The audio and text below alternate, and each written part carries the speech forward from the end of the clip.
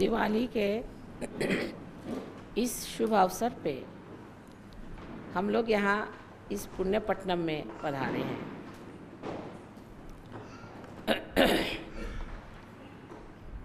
न जाने कितने वर्षों से अपने देश में दिवाली का त्यौहार मनाया जाता है,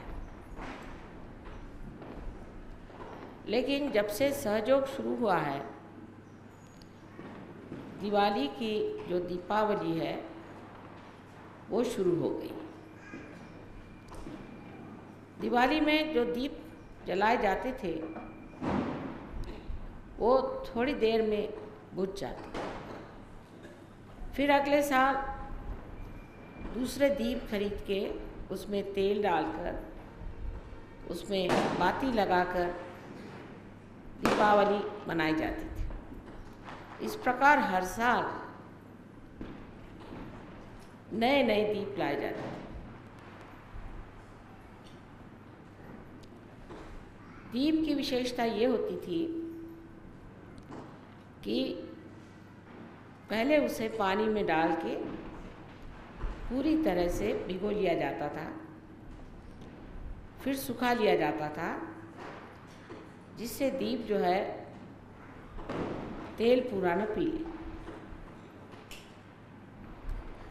और काफ़ी देर तक वो जलता। लेकिन जब से सहयोग शुरू हुआ है तब से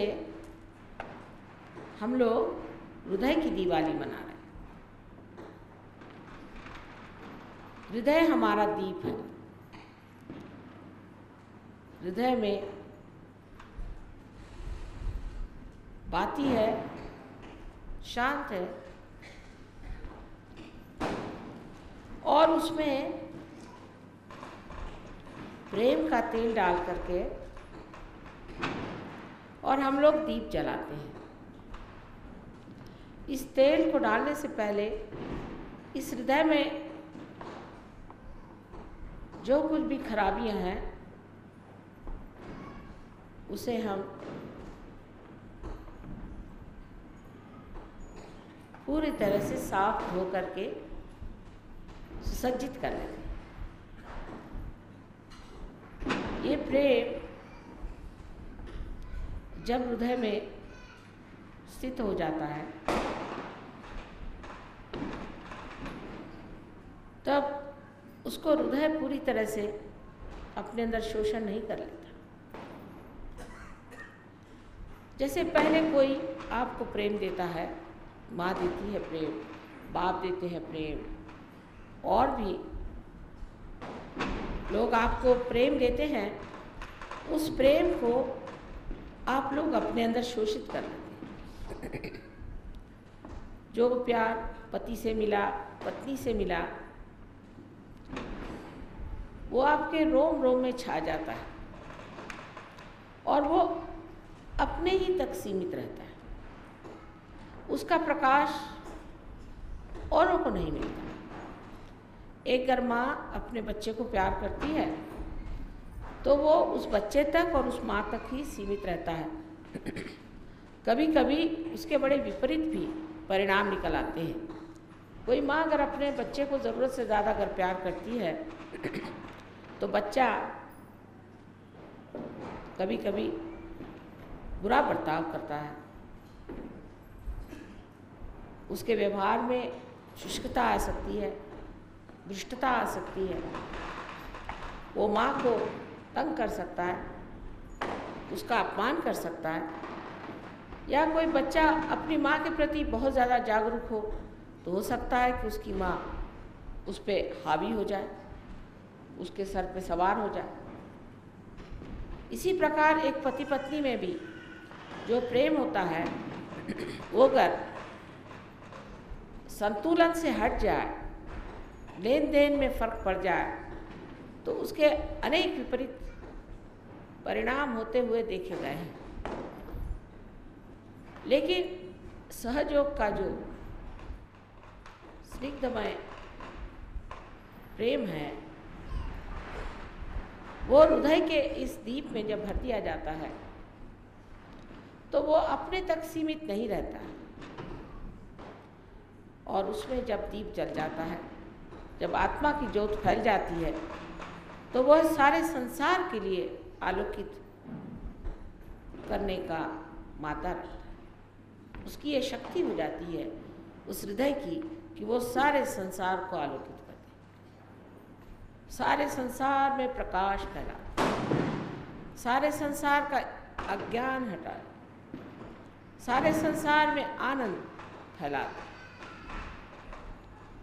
यही जो एक मिट्टी का दीप हर साल तोड़ दिया जाता था, एक समर्थ ऐसा विशेष दीप बन जाता है कि कभी भी नहीं बुझता। और इस दीप से अनेक दीप जलते हैं, और वो जो दीप जलाए जाते हैं वे भी कभी नहीं बुझते। ये कौन सी धातु का बनाया हुआ दीप है, ऐसा अगर कोई पूछे तो कहा जाएगा कि ऐसा तो कोई धातु है ही नहीं संसार में जो इस तरह के दीप बनाए, जो जलते रहें और दूसरों को भी आलोकित करते रहें और उस पर भी कभी भी न नष्ट हो, उल्टे अमर हो के संसार में, सारे संसार में तारांगण बन के चमकते हैं। ऐसे अनेक दीप अकेले अकेले इस संसार में।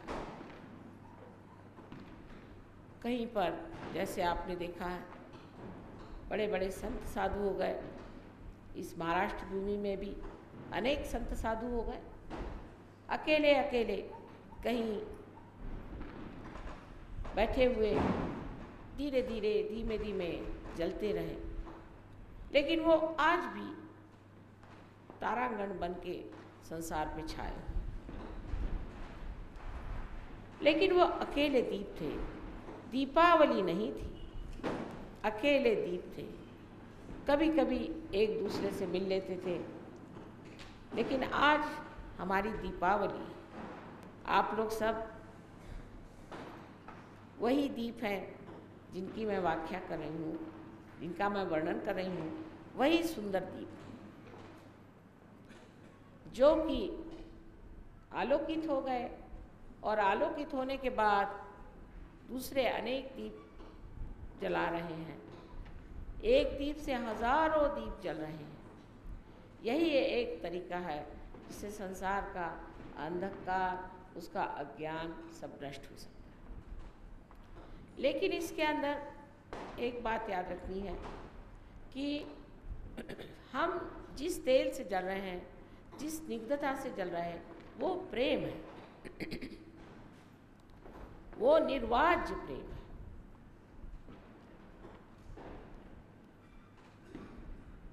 वो निरपेक्ष प्रेम है।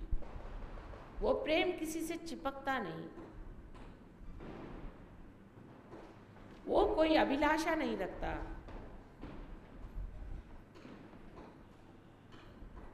वो कोई प्रतिकृति नहीं चाहता, वो अविरल इस दीप को जलाए रखता है अत्यंत सुंदरता से। ऐसे दीप की कांति आपके मुखराविंद पे भी छा जाती है, आपके आँख से ये दीप चमकते हैं। सहयोगी की आंखें आप अगर कभी देखें तो हीरे जैसी चमकती, ऐसे हीरे में अपनी ही ज्योत होती है। इसी प्रकार एक सहयोगी की आँख के अंदर अपनी ही एक दीप शिखा होती है जो झिलमिल चमकती रहती है। यह सब काया पलट हो गया। एक पत्थर के हृदय में एक ऐसा अनूठा सा दीप जल गया। एक मिट्टी के दीप की जगह एक बहुत ही अविनाशी अक्षर ऐसा एक दीप जल गया हृदय जो कि छोटी छोटी बात में रो पड़ता था, जो छोटी छोटी सी हानि से ही ग्लानि प्राप्त होता था, वो आज हृदय एक बलवान दीपक बन गया है, जो कि किसी भी सुख या दुख के झपेड़े से नहीं डरता और ना ही किसी लाभ और हानि की ओर देखता है। उसका कार्य है अंधकार को दूर करना और बड़ी हिम्मत के साथ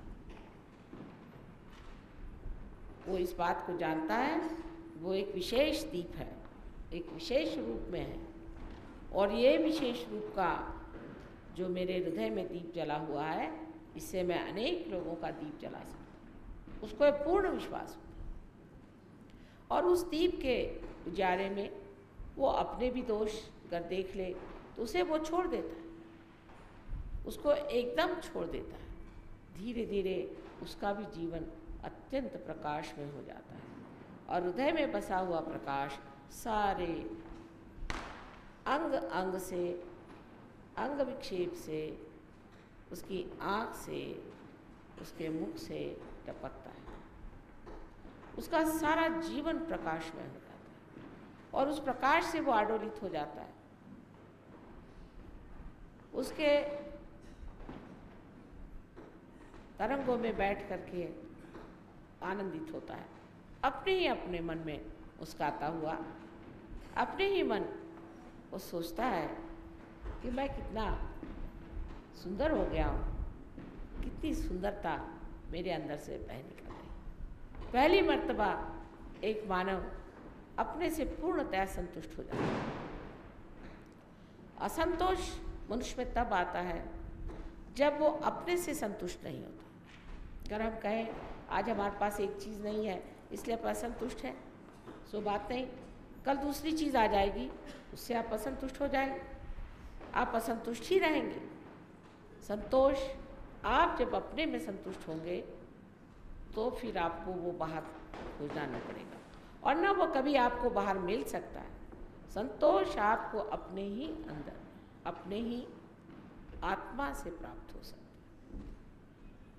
है। ये प्रकाश आज हम लोग देख रहे हैं कितना बढ़ गया है, विशेषकर महाराष्ट्र में इसका प्रचार ज़्यादा हुआ है और पूना इस महाराष्ट्र का हृदय, ये महाराष्ट्र का हृदय है और इस हृदय में जो आप लोग आए हुए हैं तो आज जाते वक्त अपने साथ बहुत सारा प्यार लेते जाइए। ये प्यार आपको वो प्रकाश देगा जो चिरंतन तक, अनंत तक आपके अंदर सुंदरता की लहरें उत्पन्न करता रहेगा और आपका मार्गदर्शन करता हुआ आपको एक ऐसे आदर्शों पे पहुंचा देगा जिसकी आप कल्पना भी नहीं कर सकते, जिसको आप सोच भी नहीं सकते कि आप ये सब कर सकते। आपने बहुत बड़े बड़े महान लोगों के बारे में सुना होगा, इन सब से कहीं अधिक आप लोग कार्य कर सकते हैं, इनसे कहीं अधिक आप आसानी से ऊंचे ऊंचे शिखर पहुंच सकते हैं। फ़र्क इतना ही है कि उनकी महत्वाकांक्षाएं जो थी उससे लड़ते लड़ते, जूझते जूझते वो लोग तंग आ गए थे, लेकिन आप अपना रास्ता इतना सुगम, सुरक्षित और आलोकित पाइएगा कि उसमें किसी भी प्रकार की आपको अड़चन नहीं। सिर्फ याद रखने की बात एक ही है कि ये प्रेम का दिया है, ये दीप प्रेम ही से जल सकता है और किसी चीज़ से नहीं। जो भी आप कार्य करते हैं वो आप प्रेम से करें।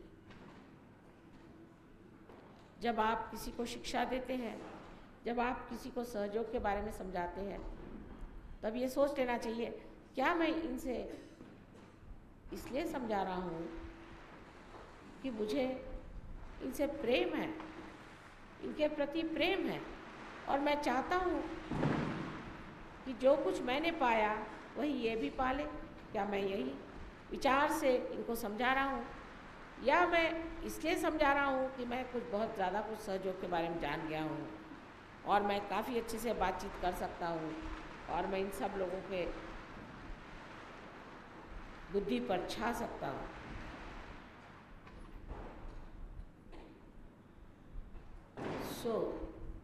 इस तरह की बात सोच कर अगर कोई सहयोग चाहे कि फैलाए तो नहीं हो सकता। धीरे धीरे आराम से, जैसे कि चंद्रमा की चांदनी धीरे धीरे फैलती है और उसमें सभी चीज़ एक स्पष्ट रूप से दिखाई देने लगते हैं, इसी प्रकार आपका बर्ताव दूसरों के प्रति होना चाहिए। उसमें किसी भी तरह का आक्रमण, किसी भी तरह की विरूपता दिखने की ज़रूरत नहीं।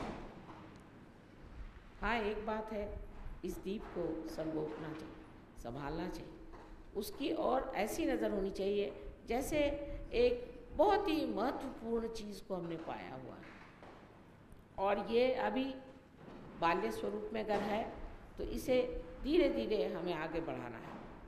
उसके प्रति बड़ा आदर और एक तरह की प्रतिष्ठा होनी चाहिए कि आज हम सहयोगी हैं। अगर हम सहयोगी हैं तो हमारे अंदर विशेष गुण होने चाहिए। इसलिए नहीं कि हम गलत काम करेंगे तो उससे हमें कोई दुर्घटना उठानी पड़ेगी या हमें कोई नुकसान हो जाएगा या परमात्मा हमें कोई किसी तरह से दंड देगा, इस भय से सहयोग नहीं करना। आनंद से और प्रेम से सहयोग में उतरना है। एक मज़े की चीज़ है कि हमें माँ ने पानी में तैरना सिखा दिया है और अब हम मौज से इस पानी में तैर सकते हैं, डूबेंगे नहीं।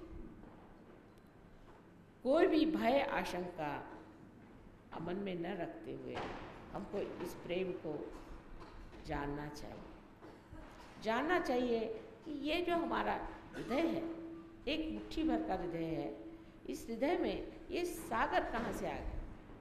अजीब सी चीज़ है कि देखा जाता है कि इस छोटे से मिट्टी में पूरा सागर सा पता नहीं कहाँ से समाया चला जा रहा है, और जितना जितना उसके सूक्ष्म में आप उतरेंगे तो देखेंगे कि इस छोटे से हृदय में इतनी सुंदर भावनाएं दूसरों के प्रति, समाज के प्रति में आएंगी, इतनी उदात्त भावनाएं, इतनी महान भावनाएं कि जिनसे हम लोग संसार का पूरी तरह से उद्धार कर सकें। मैं देखती हूँ कि सहयोग में बहुत लोग आ गए हैं, बहुत ज़्यादा लोग भी आ जाएंगे और आना चाहिए, लेकिन हर आदमी को एक विशेष रूप धारण करके, एक विशेष समझ रख के आना चाहिए। ये नहीं कि सब लोग बैठे हैं तो हम भी चले गए सहयोग। आप एक विशेष, और आप जो सहयोग में आए हैं, आपका कोई ना कोई उसमें विशेष काम हो। अभी देखिए, एक छोटी सी चीज़ खराब हो जाने से ही ये यंत्र नहीं चल रहा था। इसका हर एक छोटा छोटा पुर्जा भी कितना महत्वपूर्ण है। इसी प्रकार हर इंसान जो भी सहयोग में आता है, वो स्त्री हो या पुरुष हो, अत्यंत महत्वपूर्ण है और हर को चाहिए कि हम अपनी तबीयत ऐसी रखें जिससे हमारी जो ये यंत्रणा है, जो परमात्मा ने यंत्रणा बनाई है, वो ठीक से चल पड़े। हमारे जीवन की ओर लक्ष्य देना चाहिए कि हमने अपने जीवन में जो गलतियाँ की हैं और जिस तरह के हमने अपने अंदर षड्रिपु इकट्ठे किए हुए थे, वो एक एक करके छोड़ देना चाहिए। वो बहुत ही आसान है, क्योंकि अब आप अपने अंदर बसे हुए सांप को देख सकते हैं। जब तक प्रकाश नहीं था, आपने हाथ में सांप पकड़ लिया था, जैसे ही प्रकाश आ गया सांप गिर जाता। आप जैसे ही अपने को देखना शुरू करेंगे, इसी सुंदर प्रकाश में आप वो भी देख सकते हैं कि जो आपकी सुंदरता है, और वो भी देख सकते हैं जो आपकी कुरूपता है। उस कुरूपता को एकदम से ही छोड़ देना चाहिए। आज छोड़ेंगे, फिर कल छोड़ेंगे, फिर कोशिश करेंगे, ऐसे आधे लोगों से ये काम नहीं होना।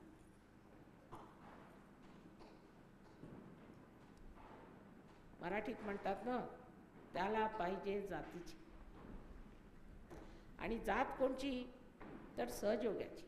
आपली एकच जात आहे, आपली जात एक आहे। असं म्हणतात, या देवी सर्वभूतेषु जाती रूपेण संस्थिता। सगळ्यांच्यामध्ये आहेत जाती, अनेक जाती आहेत, देवीने अनेक जाती केल्या। एक अशी जात आहे की जे लोक परमेश्वराला विचारत सुद्धा नाही, ती एक जात आहे, जाऊ दे। दुसरी एक जात आहे जी नेहमी परमेश्वराच्या विरोधात असतात, ती एक जात आहे, जाऊ दे। तिसरी एक जात आहे ज्यांना भलते धंदे जास्त आहेत आणि परमेश्वर नको, तेही आहेत, जाऊ दे। असेही लोक आहेत की जे परमेश्वराच्या नावावर नुसते कर्मकांड करत बसले, अनेक जन्म केले आणि अजूनही करतच आहेत, त्यांचं तेही सुटत नाही, किती सांगितलं तरी सुटत नाही, जाऊ दे, तेही एक। त्याहून असेही लोक आहेत की जे खरोखर परमेश्वराला शोधत आहेत, ज्यांची बुद्धी या बाबतीत अगदी शुद्ध आहे आणि स्पष्ट रूपाने त्यांना दिसत आहे की परमेश्वर मिळवणं म्हणजे काय। हे लोक आपल्या जातीतले आहेत, आपल्या जातीत येऊ शकतात। प्रत्येक माणसाशी सहयोग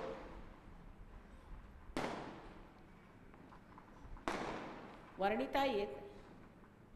सहयोगाला समजण्यासाठी सुद्धा एक विशेष पद्धतीचे लोक पाहिजे। मी असं बघते की सहयोग मिळाल्यानंतर सर्व तऱ्हेच्या लोकांना जाऊन भिडतात।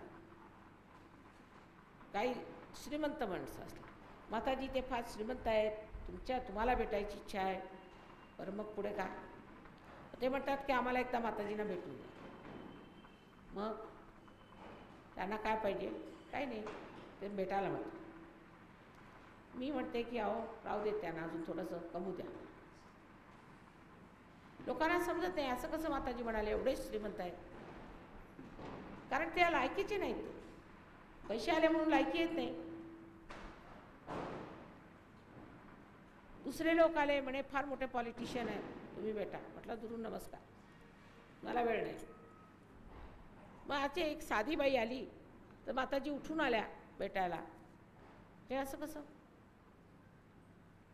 अहो जे तुम्हाला साधं दिसतं, जे सामान्य दिसतं तेच आम्हाला असामान्य वाटतं, त्याला आम्ही तरी काय करणार? आमचं जसं डोकं आहे तसंच आम्ही चालणार आहोत की नाही? तसंच सहयोगाचं सुद्धा डोकं असायला पाहिजे। बेकारच्या लोकांच्याकडे आपला वेळ दवडू नये। जी मंडळी परमेश्वराला शोधत आहे आणि जी परमेश्वराच्या चरणी जायला, लीन व्हायला तत्पर आहेत, अशाच मंडळींकडे जावे। आता हा दीप तुम्ही लावला आणि इतके दिवे लावले,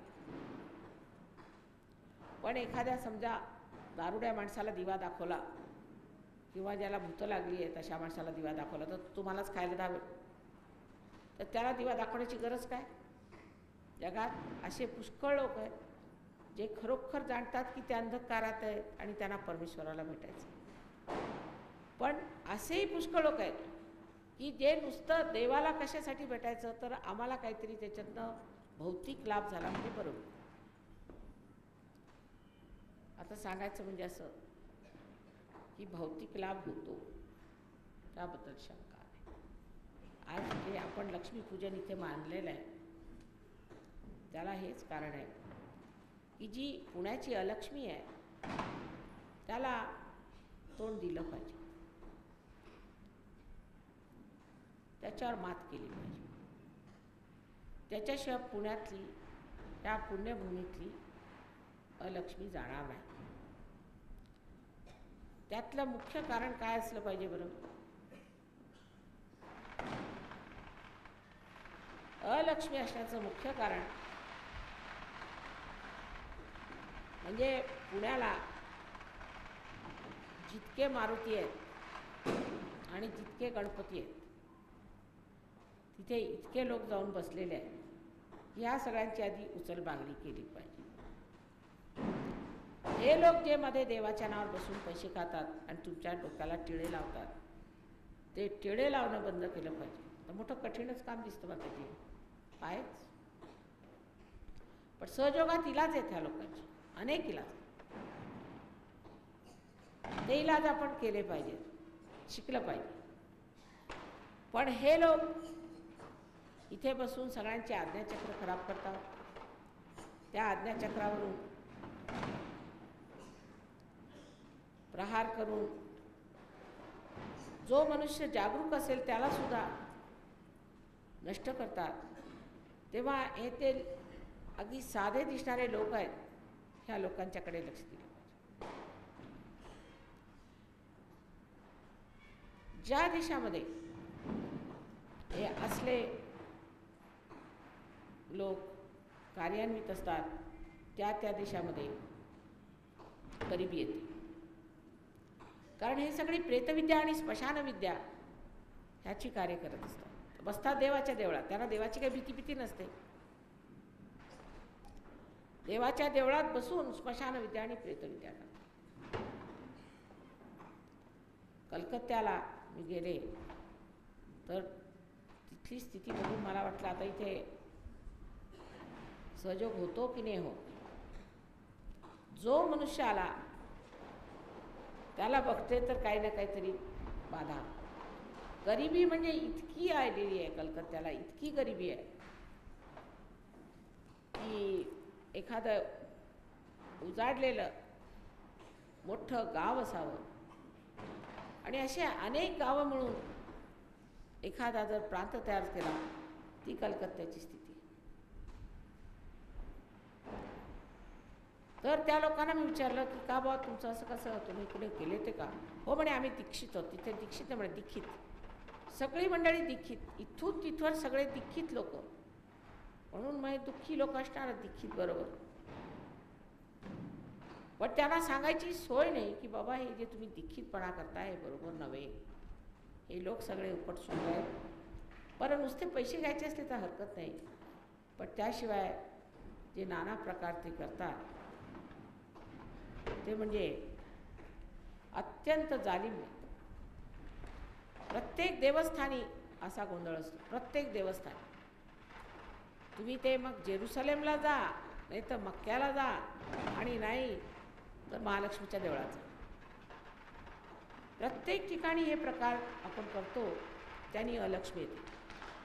लक्ष्मीचं असं आहे, इकडनं बाधा आली आणि ती तिकडनं चालली बाहेर. दुसरी गोष्ट व्यसन.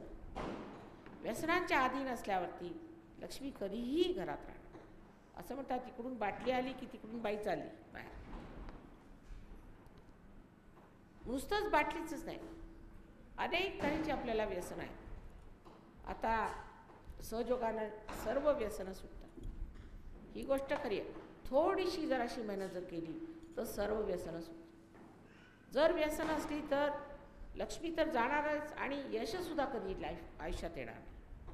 तुमचं जे यश आहे ते सुद्धा संपुष्टात येणार. लक्ष्मी गेल्याबरोबर राजलक्ष्मी गेली, गृहलक्ष्मी गेली. कोणत्याही नादाला जर मनुष्य लागला, कोणत्याही मोहाला जर मनुष्य बळी पडला तर लक्ष्मी उठते घरात, ती घरात टिकणार नाही. तुम्ही किती दिवाळ्या लावा आणि किती दिवे लावा, पण ती काही आत येणार नाही.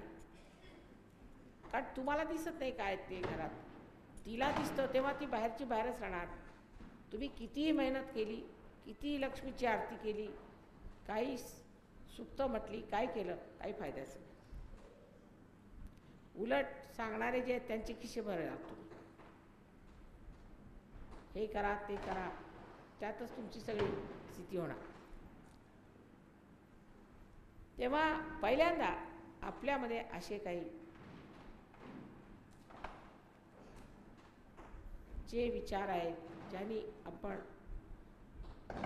ह्या अशा लोकांच्याकडे जातो किंवा जे वाममार्गाकडे जातो, ते विचार आपण टाकून दिले पाहिजे. आता तुम्ही असं म्हणाल की माताजी तुकारामांच्याकडे काही लक्ष्मी नव्हती. असं कसं? तुकाराम काही श्रीमंत नव्हते असं तुम्ही म्हणाल.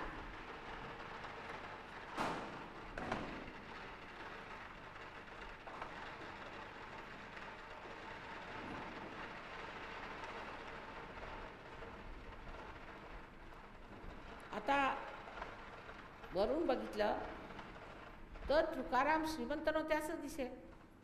सगळ्यांना वाटे त्यांच्याकडे काही दागदागिने नव्हते, काही नव्हतं, मग लक्ष्मी कशी? त्यांच्याकडे काही लक्ष्मी नव्हती. पण किती श्रीमंत होते हे जर बघायचं असलं तर त्यांच्या चरित्राकडे बघा. जेव्हा शिवाजी महाराज सगळे दागदागिने वगैरे घेऊन त्यांच्या दारावर पोचले, त्यांनी शिवरायांना सांगितलं की बा आम्ही शेतकरी, मला हे करायचं काय? हे तुमच्याजवळ राहू द्या, तुम्ही राजे लोक, तुम्ही वापरा. म्हणजे केवढा श्रीमंत असला पाहिजे होतो. आपल्याकडे असा एखादा श्रीमंत बघा जो फार मोठा श्रीमंत असेल, त्याला जर तुम्ही एखादा दागिना द्यायला गेलाय तर त्याला मोह येईल की नाही? असा कोणताच श्रीमंत तुम्ही मला दाखवा ज्याला मोह येणार नाही. एक आमचं सोडून द्या, बाकी. म्हणजे ज्याला मोह वाटतो,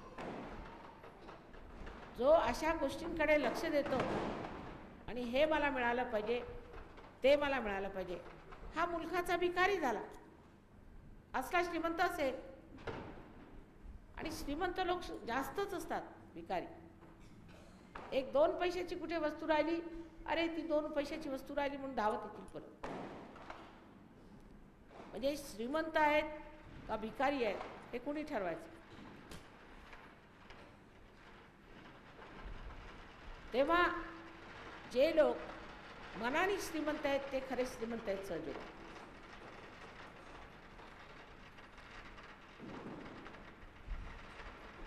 ज्या लोकांच्या घरी जावं, तिथे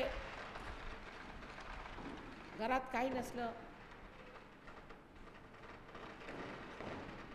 तरी सुद्धा प्रेमाने, माताजी आमच्याजवळ जे आहे ते एवढंच आहे, आम्ही तुमच्यासाठी काही केलं नाही, थोडी भाकरी आहे, देता का? केवढं श्रीमंत वाटतं ते. जे घरात होतं नव्हतं ते आणून पुढे ठेवलं. ते प्रेमाने गोडपणाने खायचं. त्यात खरी श्रीमंती त्याची दिसून येते की जे आहे ते सगळं काही आणून पुढे ठेवून दिलं. तेच एखाद्या श्रीमंताच्या घरी जा, म्हणजे अर्धे म्हणजे बंद करून ठेवतील. हे बघा आमच्याकडे तुम्ही घेता का चहा? घेत असले तर घ्या, नाही तर ठीक आहे, नसेल घेत तर परत. हे कसले श्रीमंत? त्या शबरीने जी बोर आणून श्रीरामाला दिली, काय रामाला काही खायला नव्हतं का? त्या बोराचं त्यांनी जे एवढं महत्त्व केलं त्याचं सिद्ध होतं की ही एवढी श्रीमंत ही शबरी पाहुणचाराला आली तर तिच्या श्रीमंतीचा मान ठेवून त्यांनी तिची उष्टी बोरं खाल्ली. ही अशी श्रीमंती जी आली ती खरोखर लक्ष्मीची श्रीमंती.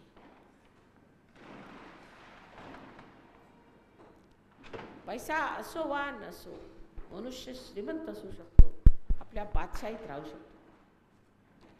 पण चला सहयोगात तेही पण आहे.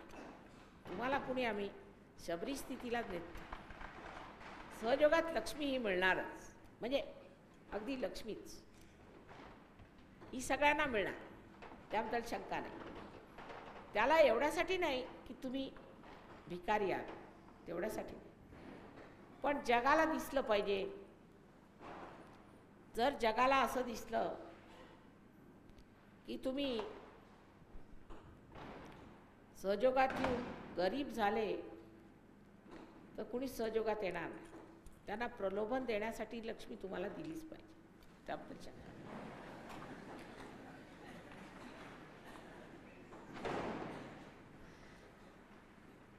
त्याशिवाय ह्या आंधळ्यांना दिसायचं नाही, म्हणून लक्ष्मी दिलीच पाहिजे आणि मिळणार. गुरुचक्र उघडल्याबरोबर लक्ष्मी मिळू शकते. पण नाभीचक्रामध्ये लक्ष्मीचं जे स्थान आहे त्यातलं पहिलं गृहलक्ष्मीचं स्थान. आपण असंही म्हणू की तुकारामाची बायको म्हणजे अगदी जहालबाई होती. जरा नम्र असती आणि देवाला तिने मानलं असतं तर कदाचित त्यांच्या घरी लक्ष्मी आली असती. तर घरातली गृहलक्ष्मी कशी आहे त्याच्यावरनं लक्ष्मी येणार. तिला जर बाधा असली आणि नवरा तिच्या बाधिकपणालाच बळी जात असला तर घरात कधीच लक्ष्मी राहणार नाही. पण ती जरी बाधिक असली आणि नवऱ्याने ती सांगितलं की ही बाधा तुझी गेली पाहिजे, किंवा नवरा दारू पितो तरी ही बाई आपली पतिव्रता बनवून दारू पाहिजे ना माझे दागिने घेतो, बरं मग माझं मंगळसूत्र घे, जे पाहिजे असेल ते घे तू, मी पतिव्रता आहे फार मोठी, असं म्हणून त्याला आणखी नरकात ढकलत असते. अशांच्या घरी कधी लक्ष्मी राहू शकत नाही. गृहलक्ष्मी म्हणजे एक तेजस्वी स्त्री असायला पाहिजे. तिचं असं आयुष्य असलं पाहिजे, तिला बघून पुरुषाला वाटलं पाहिजे की काहीतरी घरात आहे बरं का. काहीतरी असं तसं आम्ही वेडं-वाकडं केलं तर चालायचं नाही घरात. पूर्वी काळी पुरुष लोक बायकांना मालक म्हणत असत, साहेब म्हणत असत. मालक एक दरारा असायचा अशा बायका. तो कशामुळे ओरडण्याने नाही झालेला, पण एक त्या बाईच्या तेजस्वितेने असा. तिची उदात्तता, तिचं गांभीर्य, तिची दानशूरता, तिची निष्ठा, तिची सेवा, तिचं प्रेम, ह्या सर्व गोष्टींनी त्या बाईला एक तऱ्हेची तेजस्विता आणि एक चारित्र्य तिचं. ती गोष्ट सुटून आजकाल गृहलक्ष्मी ही म्हणजे त्याला नाव म्हणजे आजकालच्या गृहलक्ष्म्यांना कशाशी तुलना करायची तेच मला समजत नाही. कारण त्याच्या डोक्यात काय तेच कळत नाही मला.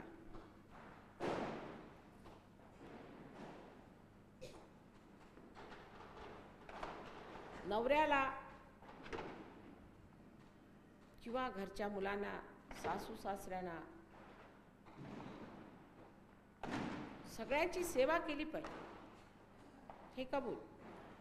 पण त्याचा अर्थ असा नव्हे की त्यांच्या घाणेरड्या गोष्टी किंवा त्यांच्या मुखासारख्या गोष्टी त्याला मान्यता द्यायची, किंवा त्यांना खुश करण्यासाठी वाटेल ते काम करायचं, वाटेल त्या मार्गाने जायचं, वाटेल तसं वागायचं. मग नवरा आहे माताजी, मग काय झालं, नवराच आहे असं का. नवरा आणि तुम्ही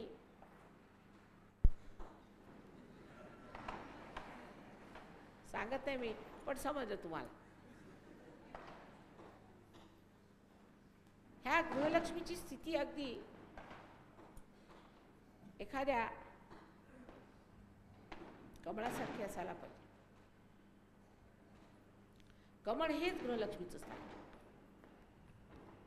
म्हणजे नेहमी पाण्यावर सुगंधित, अत्यंत नाजूक आणि लक्ष्मीला संबंध आधार अशी असणारी ही कमळासारखी व्यक्ती असायला पाहिजे.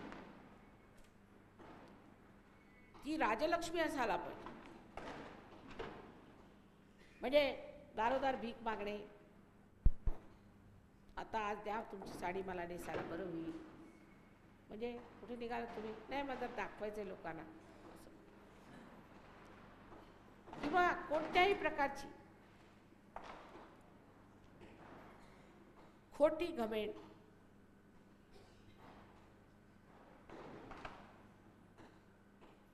किंवा कोणत्याही प्रकारचा लपंडा,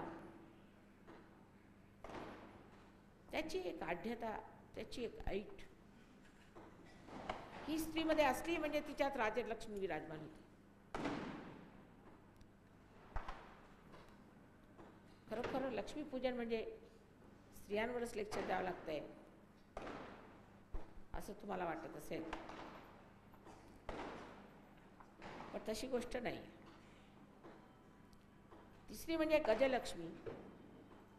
गजलक्ष्मी म्हणजे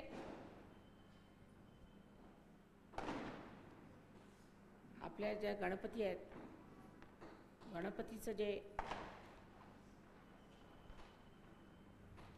विशेष स्वरूप आहे म्हणजे तो अत्यंत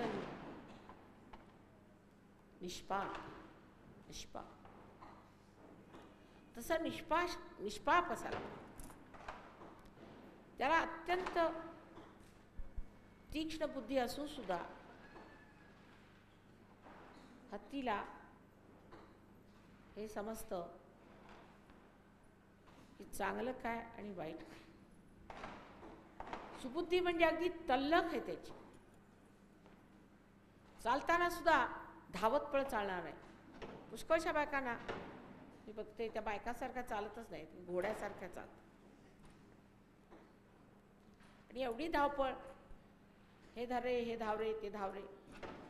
मला परवा कुणीतरी प्रश्न विचारला की लहान मुलांना ब्लड कॅन्सर कसा होतो. म्हटलं त्यांच्या आईला जाऊन बघा, ती धावपळी असेल. धावपळ करणाऱ्या बायका ज्या आहेत त्यांच्याकडे गजलक्ष्मी असू शकत नाही. पण त्याचा अर्थ असा नाही की काही करायचंच नाही. जे करायचं ते सुबक आणि सुंदरतेने करायचं. एवढा मोठा हत्ती आहे, पण त्याला सुद्धा जेव्हा लक्ष्मीला हार घालायचा असतो तर सोंडेत व्यवस्थित घेऊन अगदी गळ्यात कसा व्यवस्थित घालतो आणि जरा सुद्धा कुठे स्पर्श होत. ही सुबकता, त्याला सुघड गृहिणी म्हणतात, ती याला पाहिजे. आता हे सगळं जरी झालं तरी जर पुरुषांना बायकांची इज्जत नसली आणि ह्या गोष्टींची इज्जत नसली तर घाणेरड्या बायकांच्या मागे ते धावतात किंवा रस्त्यावरच्या बायकांना महत्त्व देतात किंवा एखाद्या जबरदस्त बायकोला भितात, तर अशा पुरुषांच्या घरी लक्ष्मी राहू शकत नाही. जे आपल्या पत्नीला, जी सुपत्नी आहे तिला त्रास देतात, त्यांच्या घरी लक्ष्मी राहू शकत नाही. पुरुषांना असं वाटतं की जेवढी काही अब्रू वगैरे ती बायकोलाच असते, पुरुषाला काही अब्रू बिब्रू नसते. तो कसाही वागला तरी तो धार्मिकच असतो. त्याला असं वाटत नाही की धार्मिक आहे, दुसऱ्यांच्याकडे वाईट नजरेने पाहणं असं पुरुषाला वाटतच नाही. म्हणजे रिअलायझेशनच्या आधी. सहयोगानंतर तुमचे डोळेच असे फिरतात उलटे की तुमच्या डोक्यातच ह्या विचार येत नाहीत. हे मोहाचे विचारच येत नाहीत, असेच डोळे फिरतात. म्हणजे ह्या सगळ्या लक्ष्म्या तुमच्यामध्ये जागृत झाल्या.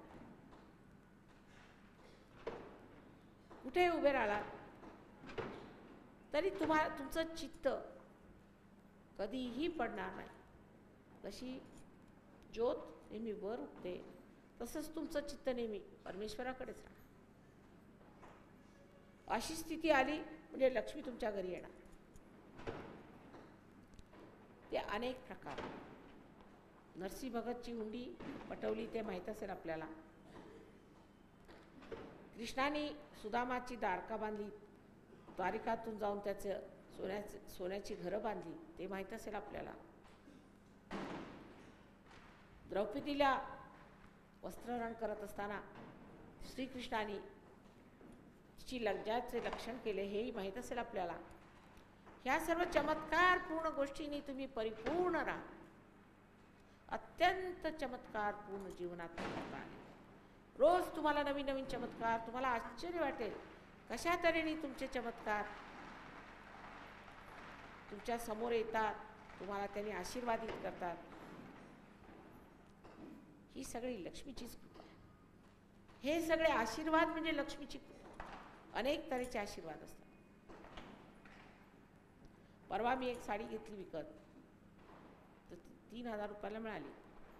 ती दुसऱ्या माणसाला दाखवली, तो म्हणतो याची कमीत कमी किंमत 15,000 बाजारात असायला पाहिजे. म्हटलं नाही बा, आम्हाला तर 3,000ला मिळाली. ही लक्ष्मीची कृपा म्हटली पाहिजे. पण दुसरा येऊन सांगतो माताजी बघा माझ्याजवळ पैसे नव्हते, असं ठरवलं की गणपती पुळ्याला यायचं. तर कसं काय येणार, माझं पैसे नव्हते. तर लगेच टपालानी पत्र आलं की बा तुझे एवढे पैसे वाचले होते ते तुला परत पाठवले. ही सगळी एक पैशाच्या दृष्टीने झाली. पण तशा अनेक आहे. तुमची तब्येत खराब झाली, तुम्ही म्हटलं माताजी माझी तब्येत खराब झाली, झालं उद्या ठीक. अहो कसं काय झालं? डॉक्टर म्हटलं असं कसं शक्य आहे, आम्ही विश्वासच करत नाही. हा कसं झालं? ही लक्ष्मीची कृपा. योगक्षेम महाम्यम जे श्रीकृष्णाने म्हटलेलं आहे त्यातला जो क्षेम भाग आहे तो लक्ष्मीच्या कृपेने होतो. सर्व तऱ्हेचं क्षेम असतं, नुसतं आर्थिकच नाही. जर आर्थिक असलं, समजा तुमची तब्येत ठीक नसली तर डॉक्टर सर्व तुमचं आर्थिक घेऊन जाणार. सर्व तऱ्हेने प्रत्येक तऱ्हेचं क्षेम घटित होतं आणि त्याची सगळी गोळाबेरीज म्हणजे तुमच्यामध्ये महालक्ष्मी तत्व जागृत. आणि महालक्ष्मी तत्व म्हणजे परमेश्वरामध्ये रममाण होण्याची इच्छा. महालक्ष्मी म्हणजे हे सर्व जे काही मिळालेलं आहे हे मिळालं. आता माताजी आम्हाला कळलं आहे परमेश्वराचा आमच्यावर हात आहे, आम्ही परमेश्वराच्या साम्राज्यात आलो. पण अजून आम्हाला थोडंसं कमी वाटतंय. काय काय कमी वाटतं?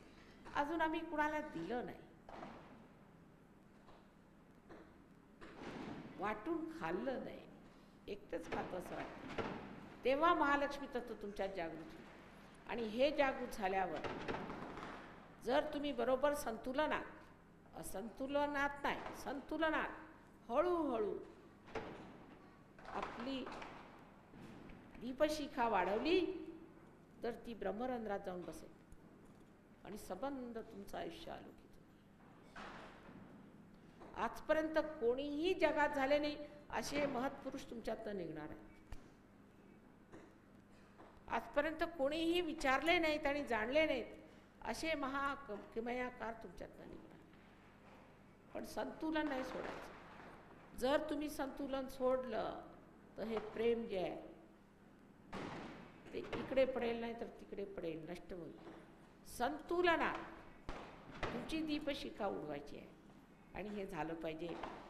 मग ह्या सर्व ह्याला अर्थ येतो. हे जे आवाज होत आहेत आणि जे हे ध्वनी निघून राहिले आहेत ही त्याचीच गर्जना आहे.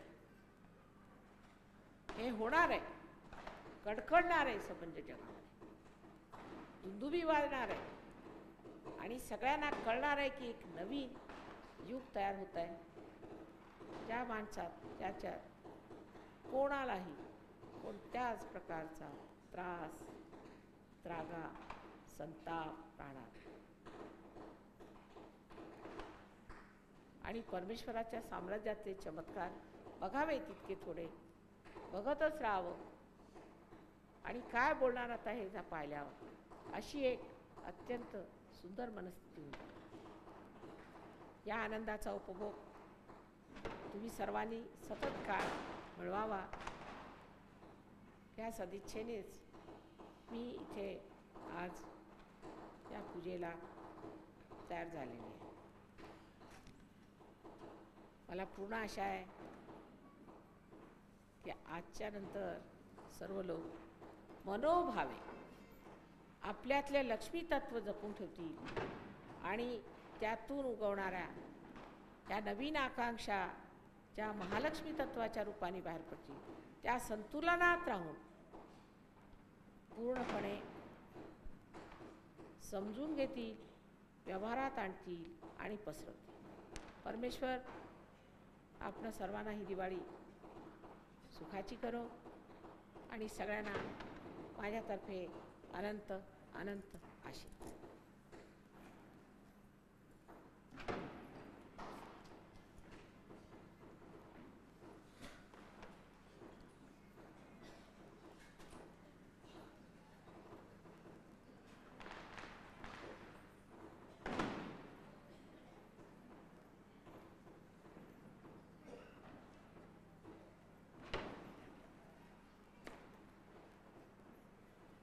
पूजना त्याला सांगा काय काय ठरवलं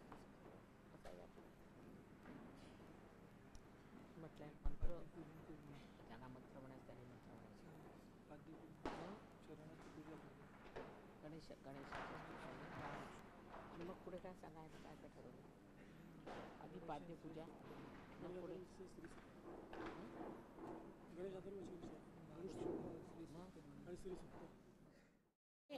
कितने वर्षों से अपने देश में दिवाली का त्यौहार मनाया जाता है, लेकिन जब से सहयोग शुरू हुआ है, दिवाली की जो दीपावली है वो शुरू हो गई। दिवाली में जो दीप जलाए जाते थे वो थोड़ी देर में बुझ जाते, फिर अगले साल दूसरे दीप खरीद के उसमें तेल डालकर उसमें बाती लगाकर दीपावली मनाई जाती थी। इस प्रकार हर साल नए नए दीप लाए जाते थे। दीप की विशेषता ये होती थी कि पहले उसे पानी में डाल के पूरी तरह से भिगो लिया जाता था, फिर सुखा लिया जाता था, जिससे दीप जो है तेल पूरा न पी ले और काफ़ी देर तक वो जलता। लेकिन जब से सहयोग शुरू हुआ है तब से हम लोग हृदय की दिवाली मना रहे हैं। हृदय हमारा दीप है। हृदय में बाती है, शांत है और उसमें प्रेम का तेल डाल करके और हम लोग दीप जलाते हैं। इस तेल को डालने से पहले इस हृदय में जो कुछ भी खराबियां हैं उसे हम पूरी तरह से साफ धो करके सुसज्जित कर लेते हैं। ये प्रेम जब हृदय में स्थित हो जाता है तब उसको हृदय पूरी तरह से अपने अंदर शोषण नहीं कर लेता। जैसे पहले कोई आपको प्रेम देता है, माँ देती है प्रेम, बाप देते हैं प्रेम, और भी लोग आपको प्रेम देते हैं, उस प्रेम को आप लोग अपने अंदर शोषित कर लेते हैं। जो प्यार पति से मिला, पत्नी से मिला, वो आपके रोम रोम में छा जाता है और वो अपने ही तक सीमित रहता है। उसका प्रकाश औरों को नहीं मिलता। एक अगर माँ अपने बच्चे को प्यार करती है तो वो उस बच्चे तक और उस माँ तक ही सीमित रहता है। कभी कभी उसके बड़े विपरीत भी परिणाम निकल आते हैं। कोई माँ अगर अपने बच्चे को ज़रूरत से ज़्यादा अगर प्यार करती है तो बच्चा कभी कभी बुरा बर्ताव करता है, उसके व्यवहार में शुष्कता आ सकती है, दुष्टता आ सकती है, वो माँ को तंग कर सकता है, उसका अपमान कर सकता है। या कोई बच्चा अपनी माँ के प्रति बहुत ज़्यादा जागरूक हो तो हो सकता है कि उसकी माँ उस पर हावी हो जाए, उसके सर पे सवार हो जाए। इसी प्रकार एक पति पत्नी में भी जो प्रेम होता है वो अगर संतुलन से हट जाए, लेन देन में फ़र्क पड़ जाए तो उसके अनेक विपरीत परिणाम होते हुए देखे गए हैं। लेकिन सहयोग का जो स्निग्धमय प्रेम है वो हृदय के इस दीप में जब भर दिया जाता है तो वो अपने तक सीमित नहीं रहता है।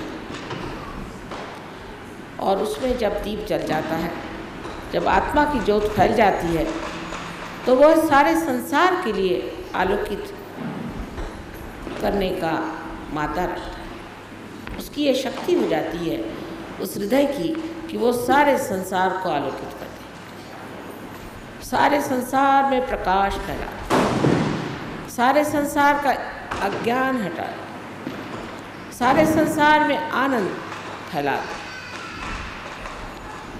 यही जो एक मिट्टी का दीप हर साल तोड़ दिया जाता था, एक समर्थ ऐसा विशेष दीप बन जाता है कि कभी भी नहीं बुझता।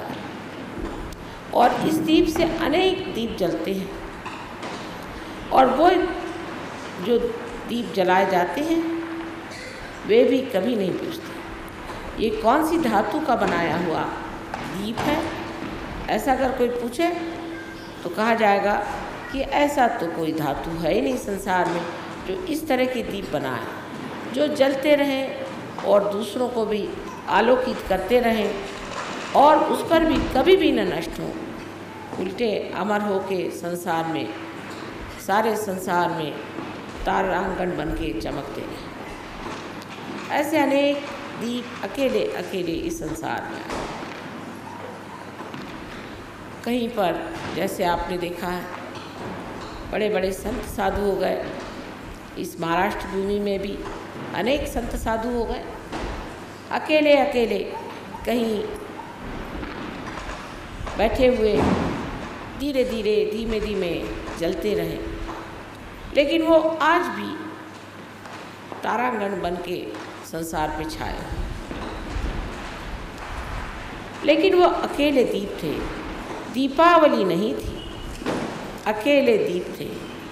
कभी कभी एक दूसरे से मिल लेते थे, लेकिन आज हमारी दीपावली, आप लोग सब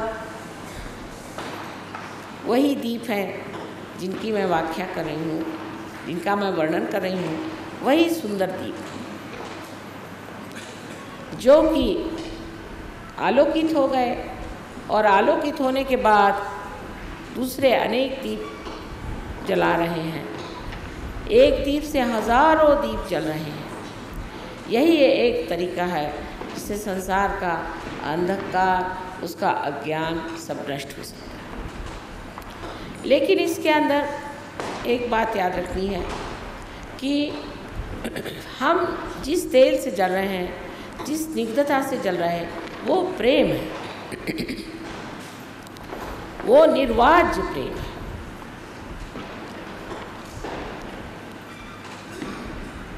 वो निरपेक्ष प्रेम है। वो प्रेम किसी से चिपकता नहीं, वो कोई अभिलाषा नहीं रखता,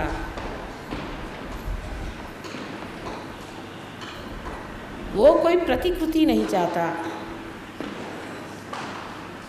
वो अविरल इस दीप को जलाए रखता है अत्यंत सुंदरता से। ऐसे दीप की कांति आपके मुखराविंद पे भी छा जाती है। आपके आँख से ये दीप चमकते हैं।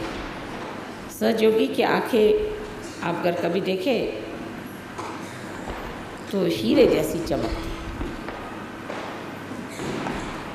ऐसे हीरे में अपनी ही ज्योत होती है। इसी प्रकार एक सहयोगी की आँख के अंदर अपनी ही एक दीप शिखा होती है जो झिलमिल चमकती रहती है। यह सब काया पलट हो गया। एक पत्थर के हृदय में एक ऐसा अनूठा सा दीप जल गया। एक मिट्टी के दीप की जगह एक बहुत ही अविनाशी अक्षर ऐसा एक दीप जल गया हृदय जो कि छोटी छोटी बात में रो पड़ता था, जो छोटी छोटी सी हानि से ही ग्लानि प्राप्त होता था, वो आज हृदय एक बलवान दीपक बन गया है, जो कि किसी भी सुख या दुख के झपेड़े से नहीं डरता और ना ही किसी लाभ और हानि की ओर देखता है। उसका कार्य है अंधकार को दूर करना और बड़ी हिम्मत के साथ वो इस बात को जानता है वो एक विशेष दीप है, एक विशेष रूप में है, और ये विशेष रूप का जो मेरे हृदय में दीप जला हुआ है, इससे मैं अनेक लोगों का दीप जला सकता हूँ, उसको पूर्ण विश्वास हो। और उस दीप के उजाले में वो अपने भी दोष अगर देख ले तो उसे वो छोड़ देता है, उसको एकदम छोड़ देता है।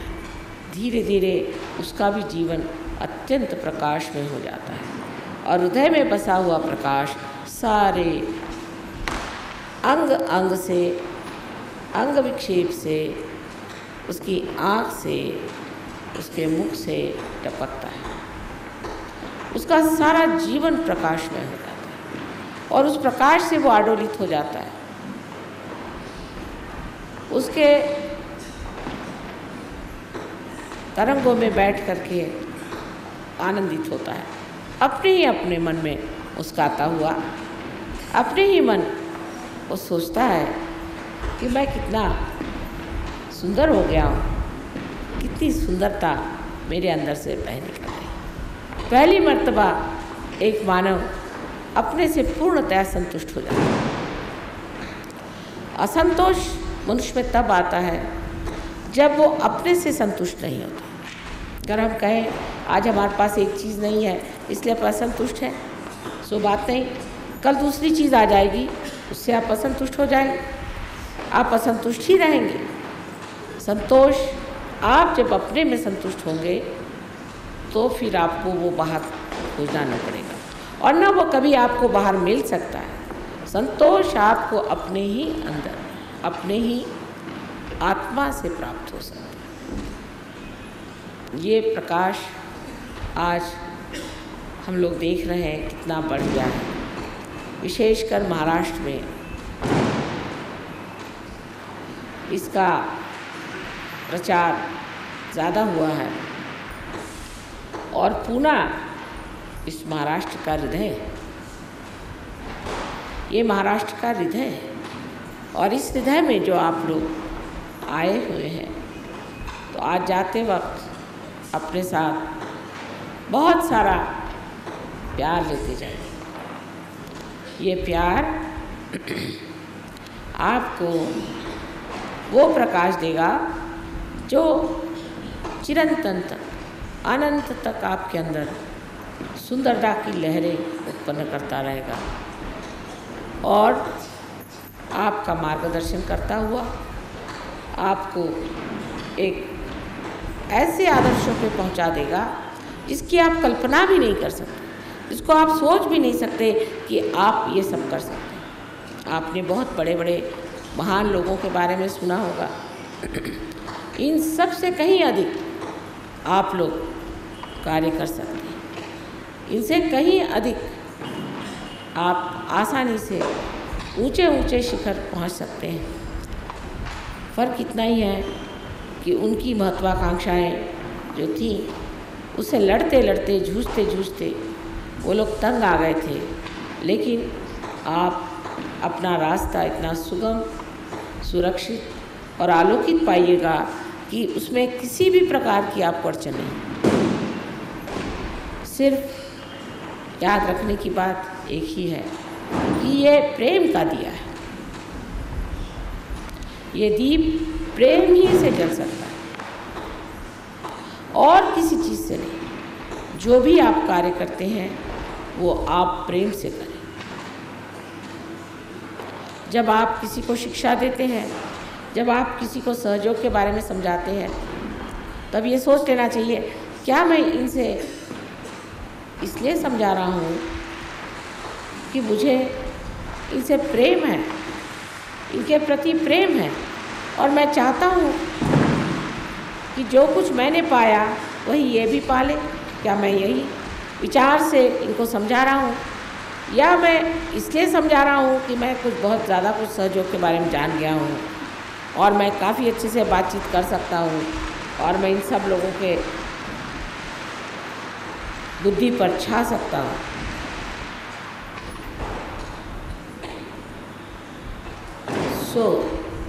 इस तरह की बात सोच कर अगर कोई सहयोग चाहे कि फैलाए तो नहीं हो सकता। धीरे धीरे आराम से, जैसे कि चंद्रमा की चांदनी धीरे धीरे फैलती है और उसमें सभी चीज़ एक स्पष्ट रूप से दिखाई देने लगते हैं, इसी प्रकार आपका बर्ताव दूसरों के प्रति होना चाहिए। उसमें किसी भी तरह का आक्रमण, किसी भी तरह की भीरुता दिखने की ज़रूरत नहीं। हाँ, एक बात है, इस दीप को संगोपना चाहिए, संभालना चाहिए। उसकी और ऐसी नज़र होनी चाहिए जैसे एक बहुत ही महत्वपूर्ण चीज़ को हमने पाया हुआ है और ये अभी बाल्य स्वरूप में अगर है तो इसे धीरे धीरे हमें आगे बढ़ाना है। उसके प्रति बड़ा आदर और एक तरह की प्रतिष्ठा होनी चाहिए कि आज हम सहयोगी हैं। अगर हम सहयोगी हैं तो हमारे अंदर विशेष गुण होने चाहिए। इसलिए नहीं कि हम गलत काम करेंगे तो उससे हमें कोई दुर्घटना उठानी पड़ेगी या हमें कोई नुकसान हो जाएगा या परमात्मा हमें कोई किसी तरह से दंड देगा, इस भय से सहयोग नहीं करना। आनंद से और प्रेम से सहयोग में उतरना है। एक मज़े की चीज़ है कि हमें माँ ने पानी में तैरना सिखा दिया है और अब हम मौज से इस पानी में तैर सकते हैं, डूबेंगे नहीं। कोई भी भय आशंका मन में न रखते हुए हमको इस प्रेम को जानना चाहिए कि ये जो हमारा हृदय है, एक मुट्ठी भर का हृदय है, इस हृदय में ये सागर कहाँ से आ गया। अजीब सी चीज़ है कि देखा जाता है कि इस छोटे से मिट्टी में पूरा सागर सा पता नहीं कहाँ से समाया चला जा रहा है, और जितना जितना उसके सूक्ष्म में आप उतरेंगे तो देखेंगे कि इस छोटे से हृदय में इतनी सुंदर भावनाएं दूसरों के प्रति, समाज के प्रति में आएंगी, इतनी उदात्त भावनाएं, इतनी महान भावनाएं कि जिनसे हम लोग संसार का पूरी तरह से उद्धार कर सकें। मैं देखती हूँ कि सहयोग में बहुत लोग आ गए हैं, बहुत ज़्यादा लोग भी आ जाएंगे और आना चाहिए, लेकिन हर आदमी को एक विशेष रूप धारण करके, एक विशेष समझ रख के आना चाहिए। ये नहीं कि सब लोग बैठे हैं तो हम भी चले गए सहयोग। आप एक विशेष, और आप जो सहयोग में आए हैं आपका कोई न कोई उसमें विशेष काम हो। अभी देखिए, एक छोटी सी चीज़ खराब हो जाने से ही ये यंत्र नहीं चल रहा था। इसका हर एक छोटा छोटा पुर्जा भी कितना महत्वपूर्ण है। इसी प्रकार हर इंसान जो भी सहयोग में आता है, वो स्त्री हो या पुरुष हो, अत्यंत महत्वपूर्ण है और हर को चाहिए कि हम अपनी तबीयत ऐसी रखें जिससे हमारी जो यह यंत्रणा है, जो परमात्मा ने यंत्रणा बनाई है, वो ठीक से चल पड़े।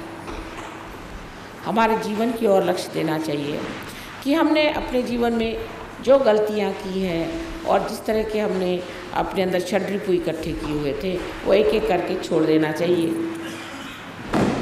वो बहुत ही आसान है, क्योंकि अब आप अपने अंदर बसे हुए सांप को देख सकते हैं।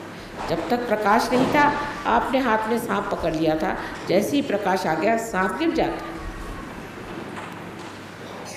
आप जैसे ही अपने को देखना शुरू करेंगे, इसी सुंदर प्रकाश में आप वो भी देख सकते हैं कि जो आपकी सुंदरता है, और वो भी देख सकते हैं जो आपकी कुरूपता है। उस कुरूपता को एकदम से ही छोड़ देना चाहिए। आज छोड़ेंगे, फिर कल छोड़ेंगे, फिर कोशिश करेंगे, ऐसे आधे लोगों से ये काम नहीं होना।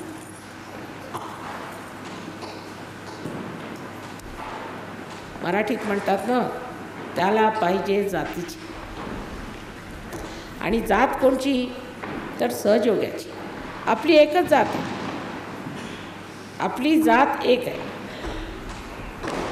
असं म्हणतात, या देवी सर्वभूतेषु जाती रूपेण संस्थिता। सगळ्यांच्यामध्ये आहेत जाती, अनेक जाती आहेत। देवीने अनेक जाती केल्या। एक अशी जात आहे की जे लोक परमेश्वराला विचारत सुद्धा नाही, ती एक जात आहे, जाऊ दे। दुसरी एक जात आहे जी नेहमी परमेश्वराच्या विरोधात असतात, ती एक जात आहे, जाऊ दे। तिसरी एक जात आहे ज्यांना भलते धंदे जास्त आहेत आणि परमेश्वर नको, तेही आहेत, जाऊ देत। असेही लोक आहेत की जे परमेश्वराच्या नावावर नुसते कर्मकांड करत बसले, अनेक जन्म केले आणि अजूनही करतच आहे, त्यांचं तेही सुटत नाही। किती सांगितलं तरी सुटत नाही, जाऊ देत, तेही एक। त्याहून असेही लोक आहेत की जे खरोखर परमेश्वराला शोधत आहेत, ज्यांची बुद्धी त्या बाबतीत अगदी शुद्ध आहे आणि स्पष्ट रूपाने त्यांना दिसतं आहे की परमेश्वर मिळवणं म्हणजे काय। हे लोक आपल्या जातीतले आहेत, आपल्या जातीत येऊ शकतात। प्रत्येक माणसाशी सहयोग मला जाऊन भिडतात। काही श्रीमंत माणसं असतात, माताजी ते फार श्रीमंत आहेत, तुम्हाला भेटायची इच्छा आहे, बरं मग पुढे काय? ते म्हणतात की आम्हाला एकदा माताजींना भेटून द्या। मग त्यांना काय पाहिजे? काही नाही, ते भेटायला म्हणतात। मी म्हणते की अहो राहू देत, त्यांना अजून थोडंसं कमवू द्या। लोकांना समजत नाही, असं कसं माताजी म्हणाले एवढे श्रीमंत आहेत, कारण त्या लायकीचे नाहीत, पैसे आले म्हणून लायकी येत नाही। दुसरे लोक आले म्हणे फार मोठे पॉलिटिशियन आहेत, तुम्ही भेटा। म्हटलं दुरून नमस्कार, मला वेळ नाही। मग आजची एक साधी बाई आली तर माताजी उठून आल्या भेटायला, हे असं कसं? अहो जे तुम्हाला साधं दिसतं, जे सामान्य दिसतं तेच आम्हाला असामान्य वाटतं, त्याला आम्ही तरी काय करणार? आमचं जसं डोकं आहे तसंच आम्ही चालणार आहोत की नाही? तसंच सहयोगांचं सुद्धा डोकं असायला पाहिजे। बेकारच्या लोकांच्याकडे आपला वेळ दवडू नये। जी मंडळी परमेश्वराला शोधत आहे आणि जी परमेश्वराच्या चरणी जायला, लीन व्हायला तत्पर आहेत, अशाच मंडळींकडे जावे। आता हा दीप तुम्ही लावला आणि इतकेच दिवे लावले, पण एखाद्या समजा दारुड्या माणसाला दिवा दाखवला किंवा ज्याला भूतं लागली आहे तशा माणसाला दिवा दाखवला तर तुम्हालाच खायला धावेल, तर त्याला दिवा दाखवण्याची गरज काय? जगात असे पुष्कळ लोक आहेत जे खरोखर जाणतात की ते अंधकारात आहेत आणि त्यांना परमेश्वराला भेटायचं। पण असेही पुष्कळ लोक आहेत की जे नुसतं देवाला कशासाठी भेटायचं, तर आम्हाला काहीतरी त्याच्यातनं भौतिक लाभ झाला म्हणजे बरोबर। आता सांगायचं म्हणजे असं की भौतिक लाभ होतो त्याबद्दल शंका आहे। आज जे आपण लक्ष्मीपूजन इथे मानलेलं आहे त्याला हेच कारण आहे की जी पुण्याची अलक्ष्मी आहे त्याला तोंड दिलं पाहिजे, त्याच्यावर मात केली पाहिजे। त्याच्याशिवाय पुण्यातली, त्या पुण्यभूमीतली अलक्ष्मी जाणार नाही। त्यातलं मुख्य कारण काय असलं पाहिजे बरं? अलक्ष्मी असण्याचं मुख्य कारण म्हणजे पुण्याला जितके मारुती आहेत आणि जितके गणपती आहेत तिथे इतके लोक जाऊन बसलेले आहेत, ह्या सगळ्यांची आधी उचलबांगडी केली पाहिजे। हे लोक जे मध्ये देवाच्या नावावर बसून पैसे खातात आणि तुमच्या डोक्याला टिळे लावतात, ते टिळे लावणं बंद केलं पाहिजे। तर मोठं कठीणच काम दिसतं मला त्याची आहेच. पण सहयोगात इलाज आहेत ह्या लोकांचे, अनेक इलाज. ते इलाज आपण केले पाहिजे, शिकलं पाहिजे. पण हे लोक इथे बसून सगळ्यांची आज्ञाचक्र खराब करतात. त्या आज्ञाचक्रावरून प्रहार करून जो मनुष्य जागरूक असेल त्यालासुद्धा नष्ट करतात.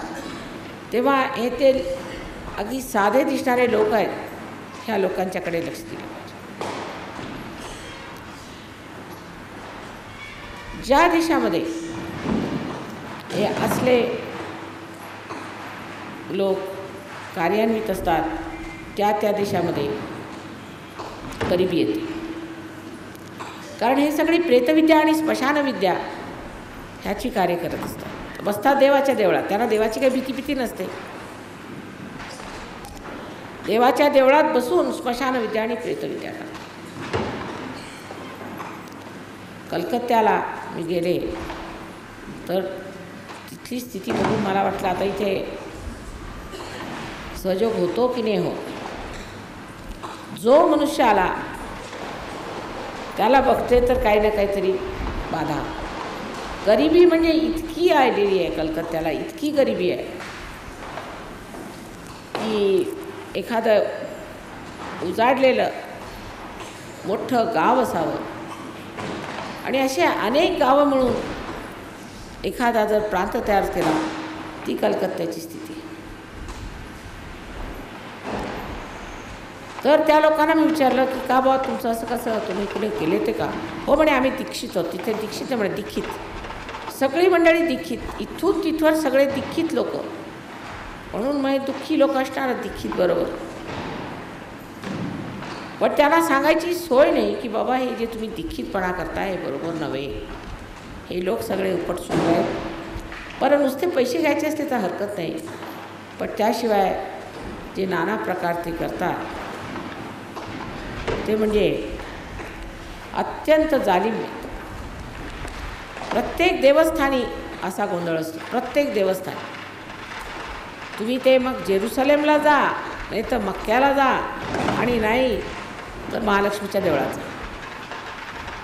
प्रत्येक ठिकाणी हे प्रकार आपण करतो, त्यांनी अलक्ष्मी येते. लक्ष्मीचं असं आहे, इकडनं बाधा आली आणि ती तिकडनं चालली बाहेर. दुसरी गोष्ट व्यसन. व्यसनांच्या अधीन असल्यावरती लक्ष्मी कधीही घरात राहणार. असं म्हणतात तिकडून बाटली आली की तिकडून बाई चालली बाहेर. नुसतंच बाटलीचंच नाही, अनेक तऱ्हेची आपल्याला व्यसन आहे. आता सहयोगानं सर्व व्यसनं सुटतात, ही गोष्ट खरी आहे. थोडीशी जर अशी मेहनत जर केली तर सर्व व्यसनं सुटतात. जर व्यसनं असली तर लक्ष्मी तर जाणारच आणि यशसुद्धा कधी आयुष्यात येणार नाही. तुमचं जे यश आहे ते सुद्धा संपुष्टात येणार. लक्ष्मी गेल्याबरोबर राजलक्ष्मी गेली, गृहलक्ष्मी गेली. कोणत्याही नादाला जर मनुष्य लागला, कोणत्याही मोहाला जर मनुष्य बळी पडला तर लक्ष्मी उठते घरात, ती घरात टिकणार नाही. तुम्ही किती दिवाळ्या लावा आणि किती दिवे लावा, पण ती काही आत येणार नाही.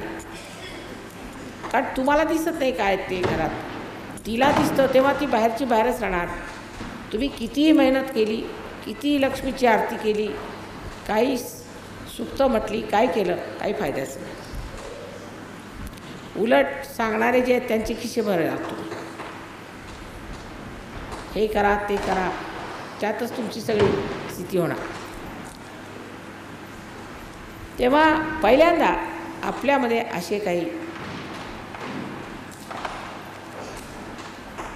जे विचार आहेत, ज्यांनी आपण ह्या अशा लोकांच्याकडे जातो किंवा जे वाममार्गाकडे जातो, ते विचार आपण टाकून दिले पाहिजे. आता तुम्ही असं म्हणाल की माताजी तुकारामांच्याकडे काही लक्ष्मी नव्हती, असं कसं?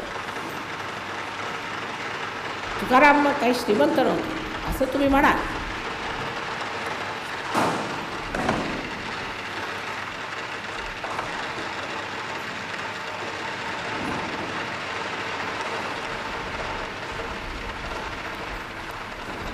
आता वरून बघितलं तर तुकाराम श्रीमंत नव्हते असं दिसेल. सगळ्यांना असं वाटे त्यांच्याकडे काही दागदागिने नव्हते, काही नव्हतं, मग लक्ष्मी कशी? त्यांच्याकडे काही लक्ष्मी नव्हती. पण किती श्रीमंत होते हे जर बघायचं असलं तर त्यांच्या चरित्राकडे बघा. जेव्हा शिवाजी महाराज सगळे दागदागिने वगैरे घेऊन त्यांच्या दारावर पोचले, त्यांनी शिवरायांना सांगितलं की बा आम्ही शेतकरी, मला हे करायचं काय, हे तुमच्याजवळ राहू द्या, तुम्ही राजे लोक तुम्ही वापरा. म्हणजे केवढा श्रीमंत असला पाहिजे होतो. आपल्याकडे असा एखादा श्रीमंत बघा जो फार मोठा श्रीमंत असेल, त्याला जर तुम्ही एखादा दागिना द्यायला गेलाय तर त्याला मोह येईल की नाही? असा कोणता श्रीमंत तुम्ही मला दाखवा ज्याला मोह येणार नाही. एक आमचं सोडून द्या, बाकी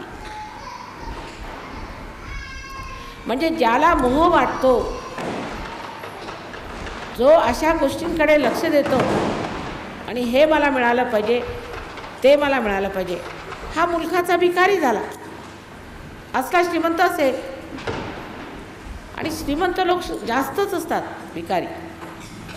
1-2 पैशाची कुठे वस्तू राहिली, अरे ती 2 पैशाची वस्तू राहिली म्हणून धावत येतील परत.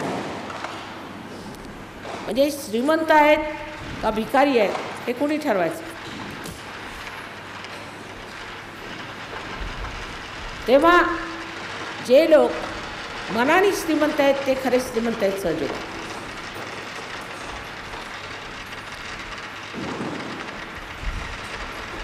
ज्या लोकांच्या घरी जावं, तिथे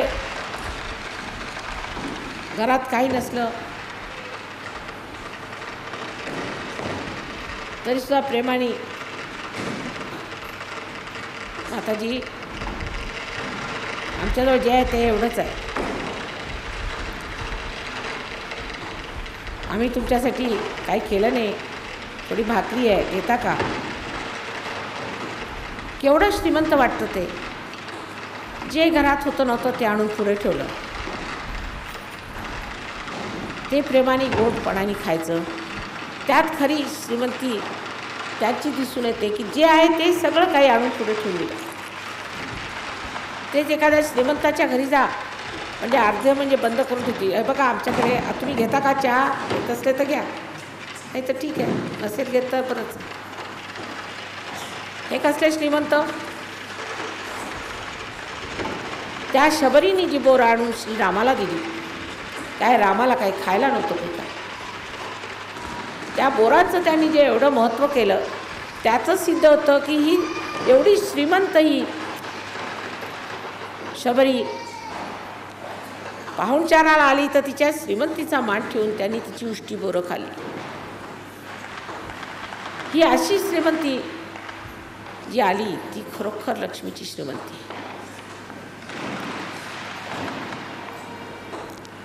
पैसा असो वा नसो, मनुष्य श्रीमंत असू शकतो. पण चला सहयोगात तेही पण आहे. तुम्हाला कुणी आम्ही शबरी स्थितीला देत, सहयोगात लक्ष्मी ही मिळणारच, म्हणजे अगदी लक्ष्मीच ही सगळ्यांना मिळणार, त्याबद्दल शंका नाही. त्याला एवढ्यासाठी नाही की तुम्ही भिकारी आहात, तेवढ्यासाठी नाही, पण जगाला दिसलं पाहिजे. जर जगाला असं दिसलं की तुम्ही सहयोगात येऊन गरीब झाले तर कुणी सहयोगात येणार नाही. त्यांना प्रलोभन देण्यासाठी लक्ष्मी तुम्हाला दिलीच पाहिजे, त्याबद्दल शंका.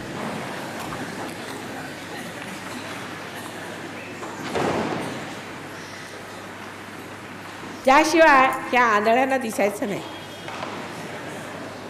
म्हणून लक्ष्मी दिलीच पाहिजे आणि मिळणार. गुरुचक्र उघडल्याबरोबर लक्ष्मी मिळू शकते. पण नाभीचक्रामध्ये लक्ष्मीचं जे स्थान आहे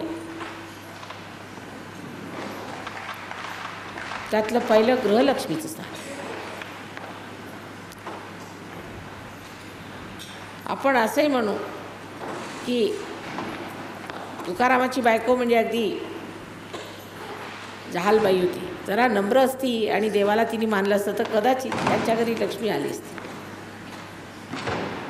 तर घरातली गृहलक्ष्मी कशी आहे त्याच्यावरनं लक्ष्मी येणार. तिला जर बाधा असली आणि नवरा तिच्या बाधिकपणालाच बळी जात असला तर घरात कधीच लक्ष्मी राहणार. पण ती जरी बाधिक असली आणि नवऱ्याने सांगितलं की ही बाधा तुझी गेली पाहिजे, किंवा नवरा दारू पितो तरी ही बाई आपली पतिव्रता बनून दारू पाहिजे ना माझे दागिने घेतो, बरं मग माझं मंगळसूत्र घे, जे पाहिजे असेल ते घेतो, मी पतिव्रता आहे फार मोठी, असं म्हणून त्याला आणखी नरकात ढकलत असते. अशांच्या घरी कधी लक्ष्मी राहू शकत नाही. गृहलक्ष्मी म्हणजे एक तेजस्वी स्त्री असायला पाहिजे. तिचं असं आयुष्य असलं पाहिजे की तिला बघून पुरुषाला वाटलं पाहिजे की काहीतरी घरात आहे बरं का.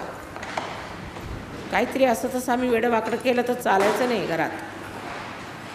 पूर्वी काळी पुरुष लोक बायकांना मालक म्हणत असत, साहेब म्हणत असत. मालक एक दरारा असायचा अशा बायका. तो कशामुळे? ओरडण्याने नाही झालेला, पण एक त्या बाईच्या तेजस्वितेने असं, तिची उदात्तता, तिचं गांभीर्य, तिची दानशूरता, तिची निष्ठा, तिची सेवा, तिचं प्रेम, ह्या सर्व गोष्टींनी त्या बाईला एक तऱ्हेची तेजस्विता आणि एक चारित्र्य तिचं. ती गोष्ट सुटून आजकाल गृहलक्ष्मी ही म्हणजे त्याला नाव म्हणजे आजकालच्या गृहलक्ष्म्यांना कशाशी तुलना करायची तेच मला समजत नाही. कारण त्याच्या डोक्यात काय तेच कळत नाही मला.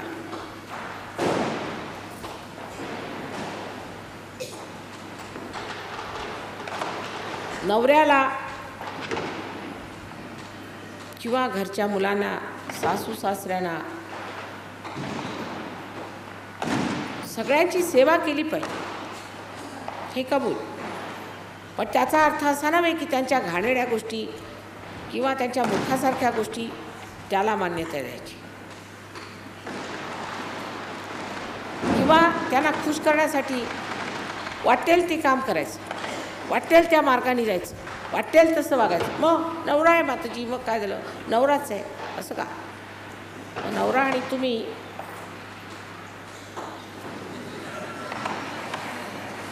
सांगत नाही मी, पण समजलं तुम्हाला.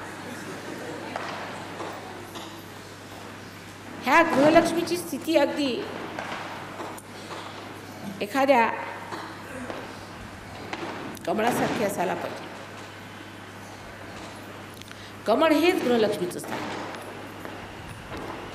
म्हणजे नेहमी पाण्यावर सुगंधित, अत्यंत नाजूक आणि लक्ष्मीला संबंध आधार अशी असणारी ही कमळासारखी व्यक्ती असायला पाहिजे. ती राजलक्ष्मी असायला पाहिजे. म्हणजे दारोदार भीक मागणे,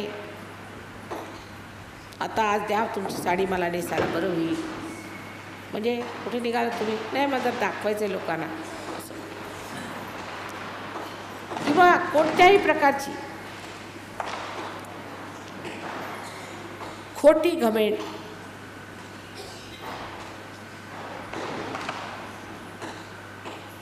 किंवा कोणत्याही प्रकारचा लपंडा, त्याची एक आढ्यता, त्याची एक ऐट ही स्त्रीमध्ये असली म्हणजे तिच्यात राजलक्ष्मी विराजमान होती.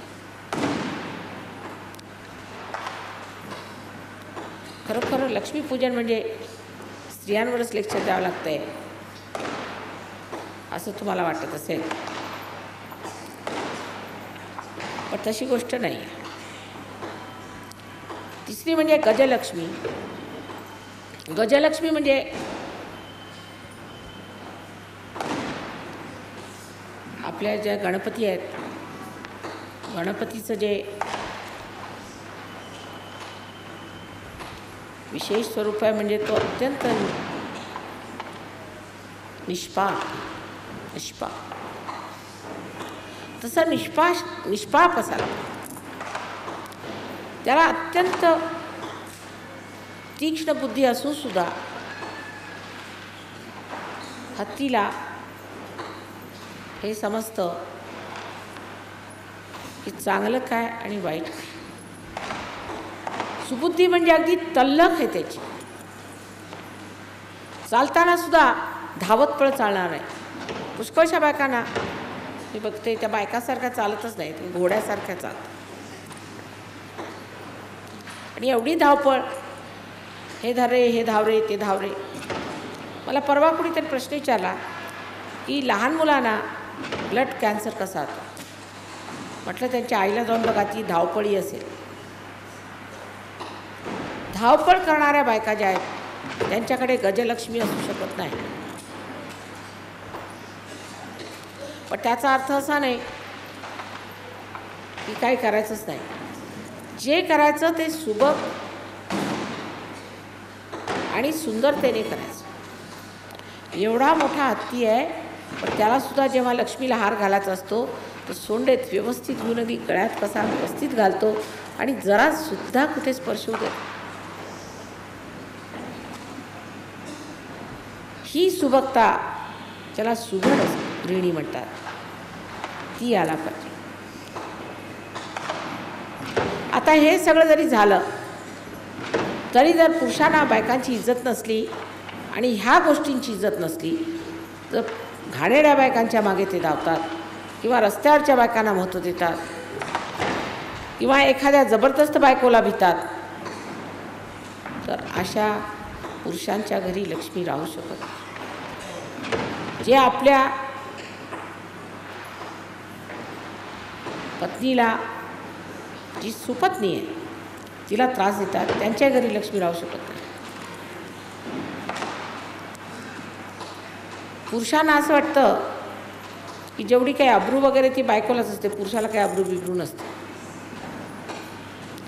तो कसाही वागला तरी तो धार्मिकच असतो. त्याला असं वाटत नाही की धार्मिक आहे, दुसऱ्यांच्याकडे वाईट नजरेने पाहणं, असं पुरुषाला वाटतच नाही. म्हणजे रिअलायझेशनच्या आधी. सहयोगानंतर तुमचे डोळेच असे फिरतात उलटे की तुमच्या डोक्यातच ह्या विचार येत नाहीत. हे मोहाचे विचारच येत नाही, असेच डोळे फिरतात. म्हणजे ह्या सगळ्या लक्ष्म्या तुमच्यामध्ये जागृत झाल्या. कुठे उभे राहिला तरी तुमचं चित्त कधीही पडणार नाही. जशी ज्योत नेहमी वर उठते तसंच तुमचं चित्त नेहमी परमेश्वराकडेच राहणार. अशी स्थिती आली म्हणजे लक्ष्मी तुमच्या घरी येणार. ते अनेक प्रकार. नरसिंह भगतची हुंडी पटवली ते माहीत असेल आपल्याला. कृष्णाने सुदामाची दारका बांधली, द्वारिकातून जाऊन त्याचं सोन्याची घरं बांधली ते माहीत असेल आपल्याला. द्रौपदीला वस्त्रहरण करत असताना श्रीकृष्णाने तिची लज्जाचे लक्षण केले हेही माहीत असेल आपल्याला. ह्या सर्व चमत्कारपूर्ण गोष्टींनी तुम्ही परिपूर्ण राहा. अत्यंत चमत्कारपूर्ण जीवनात राहा. रोज तुम्हाला नवीन नवीन चमत्कार, तुम्हाला आश्चर्य वाटेल कशा तऱ्हेने तुमचे चमत्कार तुमच्या समोर येतात, तुम्हाला त्यांनी आशीर्वादित करतात. ही सगळी लक्ष्मीचीच कृपा आहे. हे सगळे आशीर्वाद म्हणजे लक्ष्मीची कृपा. अनेक तऱ्हेचे आशीर्वाद असतात. परवा मी एक साडी घेतली विकत, तर 3,000. माझ्याजवळ पैसे नव्हते. असं ठरवलं की गणपती पुण्याला यायचं, तर कसं काय येणार, माझं पैसे नव्हते. तर लगेच टपालानी पत्र आलं की बा तुझे एवढे पैसे वाचले होते ते तुला परत पाठवले. ही सगळी एक पैशाच्या दृष्टीने झाली. पण तशा अनेक आहे. तुमची तब्येत खराब झाली, तुम्ही म्हटलं माताजी माझी तब्येत खराब झाली, झालं उद्या ठीक. अहो कसं काय झालं, डॉक्टर म्हटलं असं कसं शक्य आहे, आम्ही विश्वासच करत नाही. कसं झालं, ही लक्ष्मीची कृपा. योगक्षेम महाम्यम जे श्रीकृष्णाने म्हटलेलं आहे त्यातला जो क्षेम भाग आहे तो लक्ष्मीच्या कृपेने होतो. सर्व तऱ्हेचं क्षेम असतं, नुसतं आर्थिकच नाही. जर आर्थिक असलं समजा तुमची तब्येत ठीक नसली तर डॉक्टर सर्व तुमचं आर्थिक घेऊन जाणार. सर्व तऱ्हेने प्रत्येक तऱ्हेचं क्षेम घटित होतं आणि त्याची सगळी गोळाबेरीज म्हणजे तुमच्यामध्ये महालक्ष्मी तत्व जागृत होतं. आणि महालक्ष्मी तत्व म्हणजे परमेश्वरामध्ये रममाण होण्याची इच्छा. महालक्ष्मी म्हणजे हे सर्व जे काही मिळालेलं आहे हे मिळालं. आता माताजी आम्हाला कळलं आहे परमेश्वराचा आमच्यावर हात आहे, आम्ही परमेश्वराच्या साम्राज्यात आलो. पण अजून आम्हाला थोडंसं कमी वाटतंय. काय कमी वाटतं? अजून आम्ही कुणाला दिलं नाही, वाटून खाल्लं नाही, एकटंच खातो असं वाटतं. तेव्हा महालक्ष्मी तत्व तुमच्यात जागृत होईल. आणि हे जागृत झाल्यावर जर तुम्ही बरोबर संतुलनात, असंतुलनात नाही, संतुलनात हळूहळू आपली दीपशिखा वाढवली तर ती ब्रह्मरंध्रात जाऊन बसेल आणि संबंध तुमचं आयुष्य अलौकिक होईल. आजपर्यंत कोणीही जगात झाले नाही असे महत्पुरुष तुमच्यातनं निघणार आहेत. आजपर्यंत कोणीही विचारले नाहीत आणि जाणले नाहीत असे किमयाकार तुमच्यातनं निघणार. पण संतुलन नाही सोडायचं. जर तुम्ही संतुलन सोडलं तर हे प्रेम जे आहे ते इकडे पडेल नाही तर तिकडे पडेल, नष्ट होईल. संतुलनात तुमची दीपशिखा उडवायची आहे आणि हे झालं पाहिजे. मग ह्या सर्व ह्याला अर्थ येतो. हे जे आवाज होत आहेत आणि जे हे ध्वनी निघून राहिले आहेत ही त्याचीच गर्जना आहे. हे होणार आहे, कडकडणार आहे सबंध जगामध्ये, दुंदुभी वाजणार आहे आणि सगळ्यांना कळणार आहे की एक नवीन युग तयार होत आहे. ज्या माणसात त्याच्यात कोणालाही कोणत्याच प्रकारचा त्रास, त्रागा, संताप राहणार आणि परमेश्वराच्या साम्राज्यातले चमत्कार बघावे तितके थोडे बघतच राहावं. आणि काय बोलणार आता हे पाहिल्यावर अशी एक अत्यंत सुंदर मनस्थिती होती. या आनंदाचा उपभोग तुम्ही सर्वांनी सतत काळ मिळवावा या सदिच्छेनेच मी इथे आज या पूजेला तयार झालेले आहे.